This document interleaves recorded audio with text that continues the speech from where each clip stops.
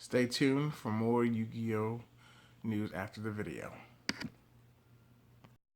What's up, YouTube? Dragon Power 17 here with this Dark Magician deck profile. I'm coming at you guys with this deck. I've been working on it for quite some time, just trying to work it out, tweak it for my own personal benefit and use. Um, so you got this lovely Ouija board mat here if you're into that kind of stuff, or any other kinds of play mats. Check out StarCityGames.com for all your Yu-Gi-Oh! Accessories. Uh, let's see. We've got this deck profile that, Dark Magician's been getting a lot of play lately, a lot of support. We still don't have all the cards, like we're missing Apprentice Magician, but let's get started with the deck profile. We've got the Triple Dark Magician, of course. You can't play the deck without him. Let's see, we've got, I'll put him over here. Nah, it's kind of there. Whatever, doesn't matter. I'll put him somewhere, whatever. We got the double Magician of Dark Illusion. I run these. I run two because I don't like seeing this card in my hand. I don't like seeing it all the time. It clumps up. It clogs really badly. And the effect of it isn't great enough for me to run at three. Like, it could have been like Blue Eyes Alternative Dragon and count as Dark Magician in other places. Like Alternative Dragon counts as Blue Eyes in the graveyard and such. But whatever, what can you do? So I run two. I think two is a good number, personally. Next, we've got the Triple Rod. Not much to say about this guy. He searches and he's a normal summon of the deck. I would advise people who do want to make this deck and make it their own and give it their own twists and turns and all that fun stuff. Try to limit the amount of normal summons you have to make your deck function, because ideally he's the best normal summon you could ever have in Dark Magicians, in my personal opinion. Yes, there are other normal summons I play, but like if you need your deck, if your deck functions around Dark Magician stuff, you wouldn't want to pile up other unnecessary level 4 or lower monsters that need to be normal summoned in order to function. But keep that in mind. That's what I think about when I build a deck. Next, we got the double Ghost Reaper Winter Cherry. This deck has got oodles of space for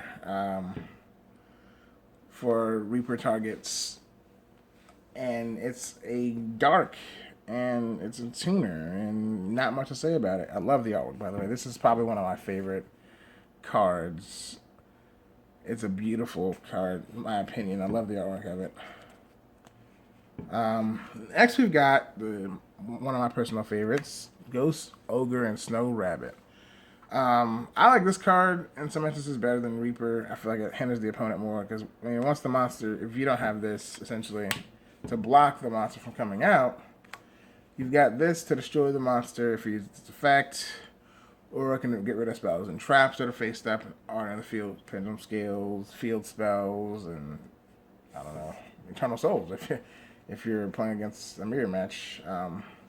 But I like seeing Ogre a lot in my hands. I feel like it's a really good card, and it kind of functions as a another circle. Essentially, it gets rid of cards like Dark Magical Circle does. For the one-off monsters, we got the one Kaiku, the Ghost Destroyer, and the one Knights and Sorcerer. Kaiku's been said and done. We've got Knights and Sorcerer here, though. I like him in a lot of instances because his effect to banish cards from grave is immediately once it's summoned. You don't have to have a successful attack and inflict battle damage like Kaiku. But Kaiku has its strong points as well. He can prevent banishing and all that fun stuff that you know about. And he's also a tuner, and I like him a lot. He had a pretty good price jump for the longest time before his reprint, of course. But that's it for the monsters. Onto the spells. We've got the triple Dark Magical Circle, which you need 3 of, so there's no reason to talk about the card. Unless you don't know what it does. It basically searches out the top 3 cards of your deck, and then When Dark Magician is normal summon or special summon, once per turn you get to banish a card in the field, and they stack. So if you have more than one, you can banish more than one card. So moving on, we've got the triple pot of duality. Consistency, consistency, consistency.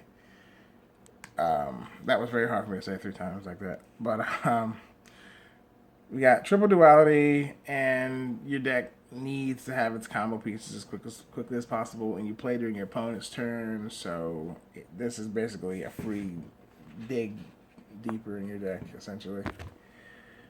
Next, we've got double Allure of Darkness. I don't think you need more than that, my opinion.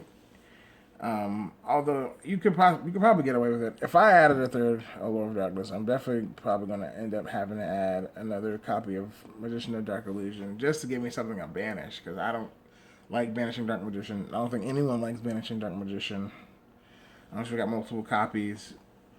But if anything, I would banish my Knights and Sorcerer, my Kaiku or my Magician of Dark Illusions, or Reapers if I have to.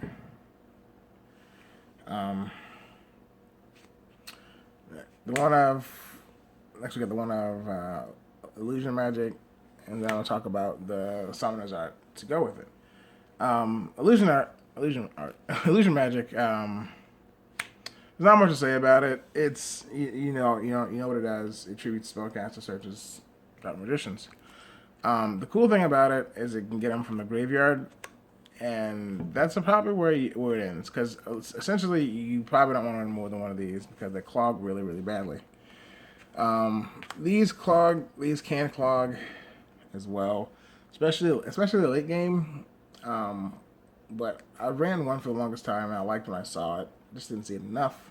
So I'm going up to 2 with it, and we'll see how it goes. Opening it at first hand is really, really strong, in my opinion, because it's a free search for Dark Magician. It's no strings attached. Get Dark Magician. You don't have to have a spellcaster on the field, wait for normal summon, yada yada. Not that wasting a normal summon is a problem, but you know what I'm saying. But this has its strong points. This has its strong points. But if I had to run 2 of any of the 2, I would choose this over that. But it's up to your personal opinion. Most people don't even run Summoner's Art, but I do run it because I like to see Dark Magician. I might take it out. We'll see what happens.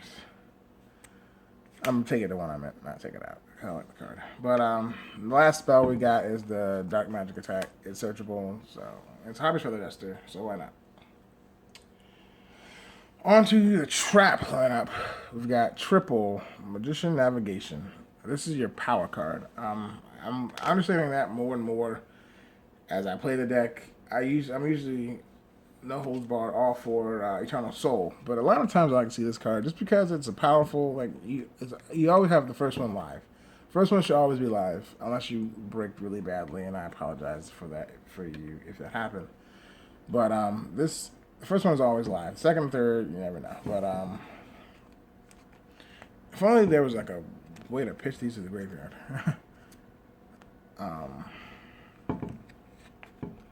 But triple Magician Navigation, must have. Next we've got the triple Eternal Soul. This card is Eternal Soul. It's what Dark Magician needed for sure. Consistent revival, steady revival from the graveyard. It just has a couple of strings attached, and that's what this card is for. Starlight Road. When your opponent will activate a card like Twin Twisters or Raigeki or Dark Hole, this shows multiple cards. You can activate this to negate it. So I'm going to Stardust. It also blocks the destruction effect of Eternal Soul. Good to know. But I used to run 2. I took one out. Mostly, I think I just wanted to add more space, which is why I cut the Ghost Reaper down to 2 as well, because I wanted to squeeze these in. Drowning Mirror Force and Quaking Mirror Force. The Drowning Mirror Force is really good, and I think I've seen a couple people do it this way with one of each, or maybe 2 of this and 1 of that, or something like that. But I'm running 1 of each for now. This is like a substitution of this card, because if you have no monsters on the field after the destruction of Eternal Soul, then your opponent has no monsters on the field because you shuffle the back end of the deck. I think being in the deck is way more hurts you way more than the cards being in the graveyard, because if you have another Eternal Soul, then out comes Dark Magician again. And then Quaking Rare Force is a better. I mean, in my opinion, it's better. I think in most people's opinion, it's a lot better, just because it puts them face down defense position permanently. And yes, I could run one of both two Quakings, but I kind of like to get rid of their monsters if they get rid of my monsters. It's kind of an eye for an eye type deal. Next, we have the one Vanity's Infamous that I don't have to talk about unless it gets banned. Then I'll be sad. Then I've got the two Solemn and one Solemn Warning. Two Solemn Strike, one Solemn Warning. I don't think you need three Solemn Strikes. I think there's more important cards you'd rather see. So that's the deck. On to the extra deck we've got, and this can be cut down to to one of. If you don't think you need two, I like to run two because I like to be safe in case I lose one. You know, I mean, most cases if I make one, I'm gonna most likely win, but you never know. So. Same deal with Big Eye. He's probably my favorite Exceed of all time. But I say that loosely, just because Big Eye is super duper good and he's super duper cool looking. He's a spellcaster and dark and powerful. We've got the one Red Eyes Flare Metal. He kind of seals games essentially if you make him like the cowboy of sorts. And then the one Ebon High Magician, which everyone still runs, but no one I've ever seen make this guy. Next, we've got the Leo, the Synchro monsters. Sorry, on the Synchros, we've got Leo, the Keeper of Sacred Trees. Super duper easy to make, and you can power them out with a Dark Magician or Magician of Illusions with one of your Ghost Tuner monsters, Ghost Reaper, Ghost Ogre. And he's really powerful. 3100 attack, can't be targeted except during your main phase 2. He's a beast, literally. Next, we've got one card that people don't really use that much to combo with the Knights and Sorcerer. You've got the Azure Silver Dragon. He can be summoned with one tuner and a non-tuner normal monster. So Dark Magician and Knights and Sorcerer. And during your standby phase, he summons back any normal monster, not just a dragon. So he's like an Eternal Soul in monster form. And last but not least of the monsters you actually do play, Stardust Dragon. Freestone Light Road.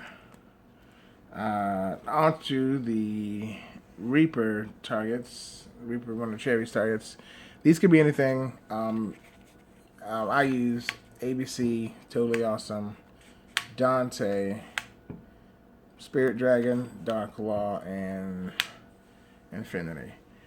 Now, I was saying earlier about you can cut this to one and run another target if you need to, or cut that to one, a Big Eye to one, and run another target. So you can essentially have 8 targets for Cherries, but I think that might be a little excessive. Although I could definitely see myself running some other targets, some of the Cherry targets, maybe Omega, number 38, Hope Harbinger for Blue Eyes, some of the Malifaux cards, but yeah, that's my deck. That's the extra deck. On to the side deck. We've got the last Ghost Reaper, one of Cherries. We've got double Chaos Hunter. It's a level 7. Swords stops your opponent from banishing cards. It's really powerful effect there. Next, we've got the double Barrier Statue of the Abyss. For those non-dark decks, you can stop them from special summoning a bunch of times. Next, we've got Kumongous, the Sticky String Kaiju. I like Kumongous over Raiden and Gameciel because, well, for different reasons. Over Raiden because Dark Magician can beat over him, and over Gameciel because he's a 7 and you could play him, and then you can Big Eye this guy, and then after you Big Eye him, you could make another rank 7. It's really cool. I do it a lot. Next, we got double System Down. for the ABC double twin twisters. If you're going second, I recommend this because going second is an issue if you happen to win. Not if you happen to win, but if you win, you side those in if you're going second. Just because you don't want to use Dark Magic Attack as your only means of destroying back row that will be set up against you. Yes, we have Raigeki and Dark Hole. Your monster removal. That can be anything else if you think it's necessary. And then the one Starlight Road that I run because I like the extra protection of having it. Another one during my games 2 and 3. Obviously, people are going to side in more Twin Twisters against you because you have so much back row and so much spell and trap presence. So that's the deck profile, guys. If you like what you saw, leave a thumbs up. Subscribe for more Yu-Gi-Oh content. And if you can think of any changes you'd like to make, or even some ideas that you play in your Dark Magician deck, leave them in the comment section below. And remember to stay tuned after this video for more Yu-Gi-Oh news. What's up, YouTube? Dragon Power 17 here, guys, and I'm happy to say I'm back. I've been gone away from this for far too long. I'm here, and I want to know what you guys want. In the comment section below, it'd be great. If you enjoy the video of the deck profile, great. So let me know in the comments what you guys would like to see. I plan on doing openings, like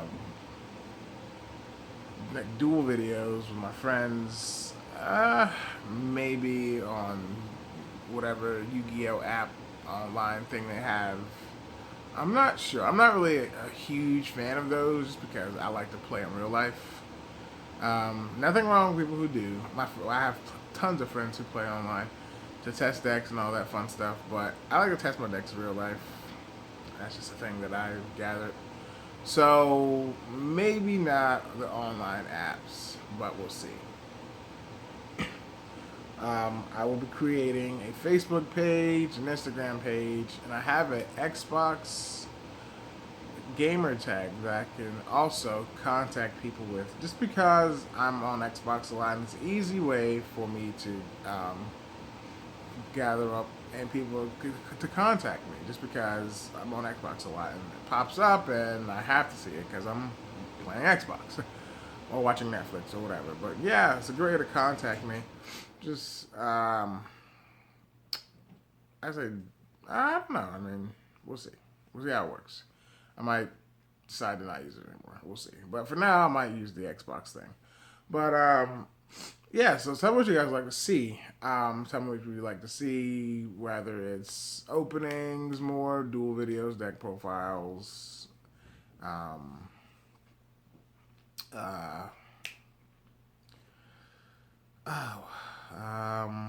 having a mental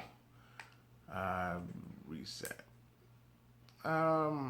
Deck profiles, dual videos, openings. And discussion on just Yu-Gi-Oh news in general about new cards that are coming out. This big surprise that's happening on January 24th with this new monster. The ban list is also big news right now. But yeah, so just let me know what you guys want to see in the comment section below. Don't forget to leave your like and subscribe for more Yu-Gi-Oh videos, guys. I'm super excited to be back. So with that being said, Dragon Power 17 signing out. Stay tuned for your next Yu-Gi-Oh news.